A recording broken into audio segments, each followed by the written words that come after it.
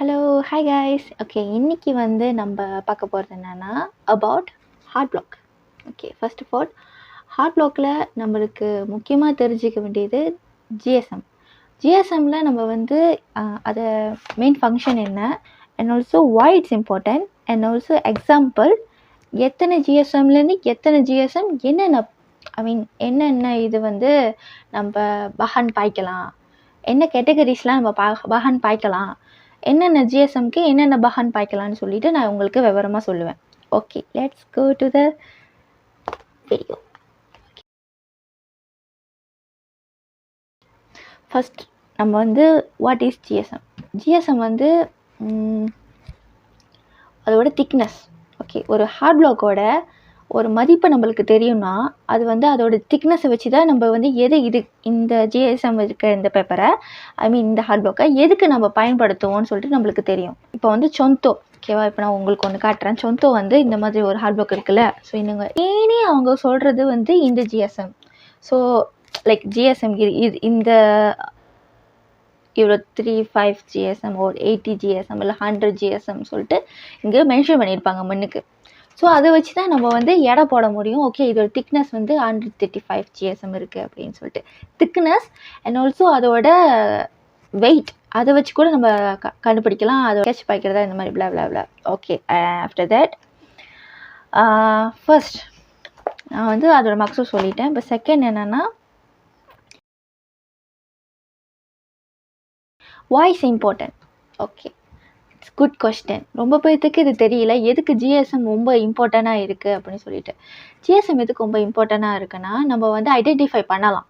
ஓகேவா, இப்போ பென்சில்னால் 80 100க்கு கீழே இருக்கிற எப்படி சொல்கிறது ஜிஎஸ்எம் யூஸ் பண்ணலாம் அப்படின்னு சொல்லிட்டு நம்மளுக்கு தெரியணும். ஸோ எதுக்கு இம்பார்ட்டண்ட்டாக இருக்குது, இப்போ நம்ம சீலாப்பாக ஒரு ஜிஎஸ்எம் இப்போ 80 ஜிஎஸ்எம் இருக்குதுன்னு சொல்லி வச்சுக்கோங்களேன்.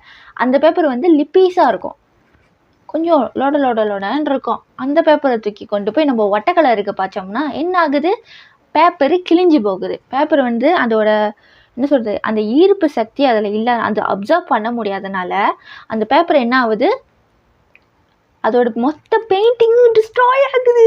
நோ சி அந்த எப்படி சொல்கிறது, அந்த பேப்பரோட அந்த தண்ணி இழுக்க முடியல எடுத்தோன்னே. இப்போ நீங்கள் 80 ஜிஎஸ்எம் இருக்குது, நான் சொன்ன மாதிரி 80 ஜிஎஸ்எம் இருக்கிற அந்த பேப்பரை தூக்கி நீங்கள் வந்து அந்த 100 ஒட்டை கலருக்கு பாய்க்க போகலாம். 200 or 300 சம்திங் இருக்கிற அந்த ஒட்டை கலரோட எடுத்து இதை நீங்கள் பாய்ச்சிங்கன்னா என்ன ஆகுது, அப்சர்வ் பண்ண முடியாமல் போயிடுது. அதனால் பெயிண்டிங் ஓகையா அந்த மாதிரி ஆயிடுச்சு.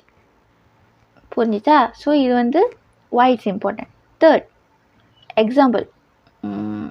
எக்ஸாம்பிளில் வந்து 3 இருக்குது. ஓகேவா, எக்ஸாம்பிள் வந்து 3 நம்ம பாககியான பிரிக்கலாம் இந்த. ஓகே, எக்ஸாம்பிள் வந்து எந்த மாதிரி ஜிஎஸ்எம்க்கு என்ன மாதிரி இது பாய்க்கலாம்னு சொல்லிட்டு நான் சொல்கிறேன். ஓகே, ஃபர்ஸ்ட் வந்து லைட் வெயிட், மீடியம் வெயிட், அப்புறம் ஹெவி வெயிட் 3 இருக்குது.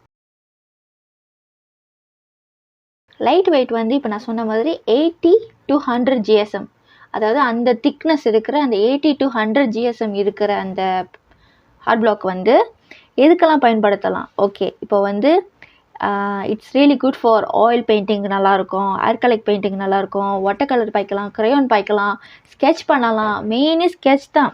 ஸ்கெட்ச் பாய்க்கலாம், க்ரையான் பாய்க்கலாம். Suitable for pencils, thick pencil இதெல்லாம் கூட பாய்க்கலாம். ஆனால் நான் ரெக்கமெண்ட் பண்ணுற திக் பென்சில் பாய்க்காதீங்க. திக்கு பென்சில் பாய்க்காதீங்க. ஏன்னா அதோட ஃபங்க்ஷன் நான் லேட்டாக வீடியோவில் சொல்கிறேன். ஓகே அண்ட் ஆல்சோ இதெல்லாம் நீங்கள் பாய்க்கலாம்.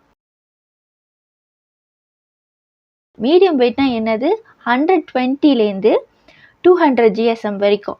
ஸோ அதோடதெல்லாம் வந்து மீடியமாக இருக்கும். நம்ம வந்து இதுக்கும் பாய்ச்சிக்கலாம், ஸ்கெட்சுக்கும் பாய்ச்சிக்கலாம், நம்ம ஒட்டை கலருக்கும் பாய்ச்சிக்கலாம். ஆனால் என்ன அளவாக பாய்க்கணும், ஒரு இலூஷன் நீங்கள் கொடுக்கறதுக்கு, ஒரு புகை மாதிரி இருக்கிற அந்த இலூஷன் நீங்கள் கொடுக்கறதுக்கு வந்து நான் சொன்ன மாதிரி நீங்கள் அந்த மீடியம் வெயிட் இருக்கிற 120 to 200 ஜிஎஸ்எம்மில் இருக்கிற அந்த பேப்பரை நீங்கள் வந்து எதுக்கு பயன்படுத்தலாம்னா போஸ்டர் கலர் பயன்படுத்தலாம்.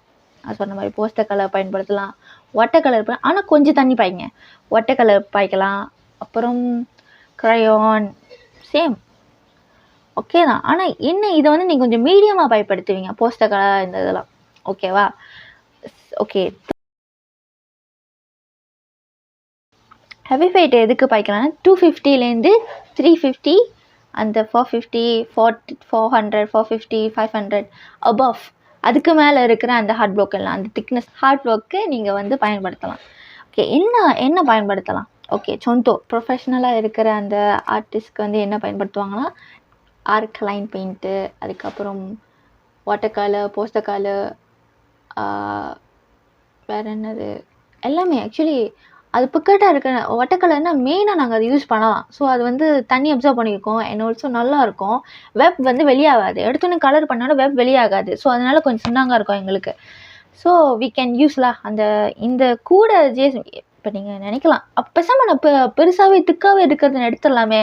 நோ, எல்லா டைமும் அந்த திக்காக இருக்கிறது உங்களுக்கு ஹெல்ப்ஃபுல் பண்ணாது. இப்போ நீங்கள் வந்து ஒரு ஸ்கெட்ச் மட்டும் பண்ண போகிறீங்க அப்படின்னா 2B pencil, 3B pencil, 4B pencil, 5B pencil, 6B, 7B, 8B, 9B, 10B, okay, இது வரைக்கும் இருக்கிற எந்த பென்சில் வேணால் நீங்கள் எடுத்து அந்த ஃபர்ஸ்ட் லைட் மீடியம் இருக்கிறது நீங்கள் பயன்படுத்தலாம். எஸ்ஐசி நீங்கள் வந்து அந்த ஹெவி வெயிட் இருக்குல்ல, ஸோ இப்போ நான் சொன்ன மாதிரிலாம் எதுக்கு வந்து நான் பசாமல் பாய்ச்சிக்கலான்னு ஏன் நான் உங்களை அது பாய்க்க சொல்கிறேன், அதுக்கு ரீசன் என்னென்னா 2B அதாவது அந்த லைட் வெயிட் இருக்கிறத நீங்கள் பாய்க்கிறப்போ என்ன ஆகுது, நீங்கள் விரையும் பண்ண மாட்டீங்க உங்கள் காசை. நீங்கள் சும்மா ஸ்கெட்ச் பண்ணி பழக தானே போகிறீங்க. அதுக்கே நீங்கள் போய்ட்டு தபால உள்ளது வாங்கணும், லிப்பீஸாக இருக்கிறது வாங்கிட்டு போயிடலாமே.